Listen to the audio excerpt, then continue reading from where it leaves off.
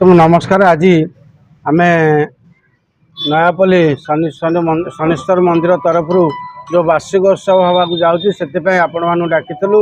एठार आम उपस्थित अच्छा वरिष्ठ कृपा सिंधु बेहरा अच्छा, जलंधर बेहरा अच्छा, खगेन्द्र बेहरा अच्छा, विष्णु बेहरा अच्छा, प्रकाश बेहरा अच्छा, ये शनि मंदिर दायित्व नहीं मिथुन बेहरा अच्छा। ग्रामवासी तरफ आपको स्वागत जनइबू।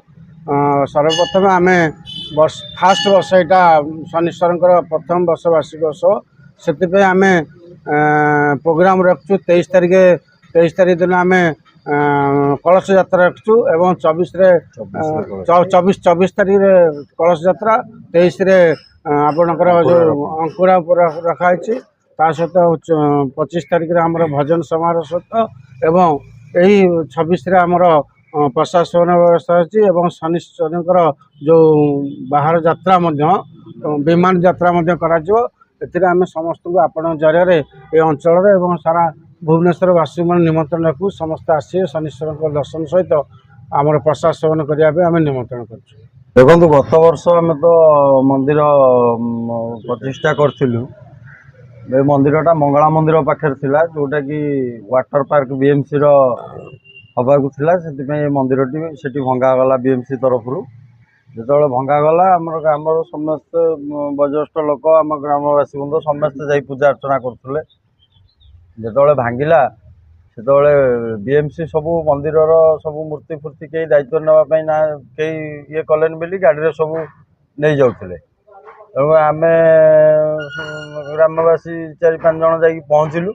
पहुँचला आम चिंता कलु ना आम जहाँ भी आम ग्राम ठाकुर पूजा पाते आम मन को कष्ट है। आम से चिंता कलु ना आम मंदिर भितर जगह अच्छे आम नहीं रखा। आम महेश्वर बेहरा, दुर्गा बेहरा और नीलू बेहरा एमती 4-5 जन फास्ट जाई मूर्ति उद्धार करी आनी मंदिर रखिलु।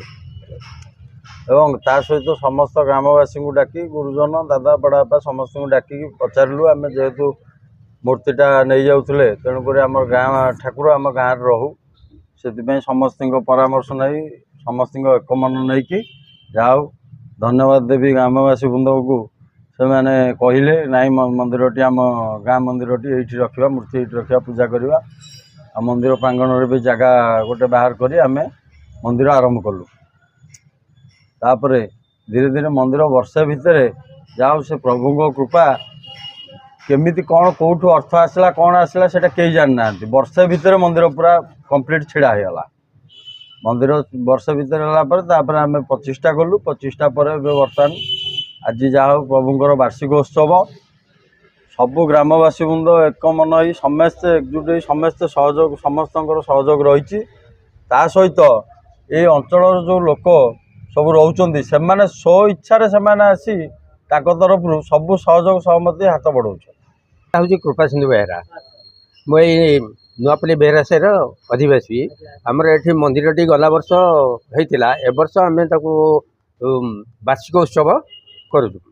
वार्षिक उत्सव समस्त ग्रामवासी एवं अन्यान्य पाख पड़ोसी जो भाई मैंने सब अच्छा समस्त स्नेह सहानुभूति रही समस्ते आसी ये योगदान करी कार्य केमती आगे नवा बोली आमर समस्त को निवेदन। प्रकाश चंद्र बेहरा प्रथमे आपण मान चैनल माध्यम नयापल्ली ग्रामवासी समस्त राज्यवासी और भुवनेश्वरवासी को शनि मंदिर वार्षिक उत्सव अभिनंदन जनाऊँ। आसंता 23 ରୁ 26 तारीख 3 दिन धरी महासमारोह पालित कर समस्त अनुरोध समस्ते बहु संख्यार योगदान करी प्रभु को आशीर्वाद भिक्षा करंतु और प्रसाद सेवन करूँ।